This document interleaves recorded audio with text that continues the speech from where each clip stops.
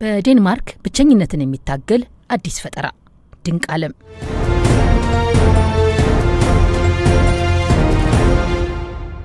ዘመናዊ ኑሮ ሰዎች እርስ በርስ እንዳይግባቡ አድርጓል ብለው ስለሚያምኑ ነው።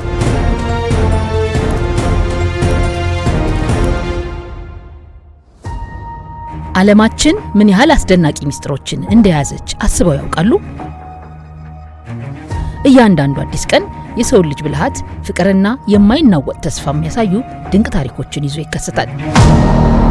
ዛሬም ቢሆን ከሁሉም የዓለም ማዕዘናት የተውጣጡ ልብ የሚነኩና የሚያስገርሙ ዜናዎችን ይዘንላችሁ ቀርበናል።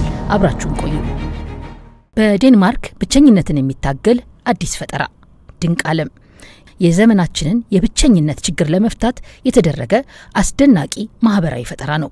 በዴንማርክ ኮፐንሃገን የሚገኝ አንድ ልዩ የቡና ሱቅ ደንበኞችን እርስ በርስ የማገናኘት የብቸኝነት ስሜትን ለመቀነስ እየረዳ ነው። ይህ የቡና ሱቅ የወሬ ጠረጴዛ ወይም ኮንቨርሴሽን ቴብል የሚል ጽንሰ ሀሳብ አስተዋውቋል።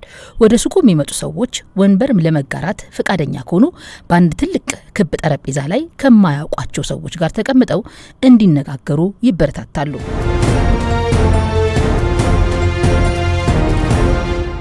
ይህ ቀላል የሚመስል ሀሳብ ብዙዎችን እያገናኘ ሲሆን ብዙዎች አዳዲስ ወዳጆችን እንዲያፈሩና የብቸኝነት ስሜታቸውን እንዲቀንስ አግዟል።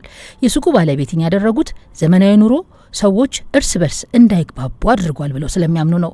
ይህ ልዩ የቡና ሱቅ ሰዎች ለመነጋገርና ለመታወቅ የሚያስችላቸውን ምቹ ሁኔታ በመፍጠር በሌሎች ከተሞችም እንዲህ አይነት ተነሳሽነት እንዲፈጠር አነሳስቷል።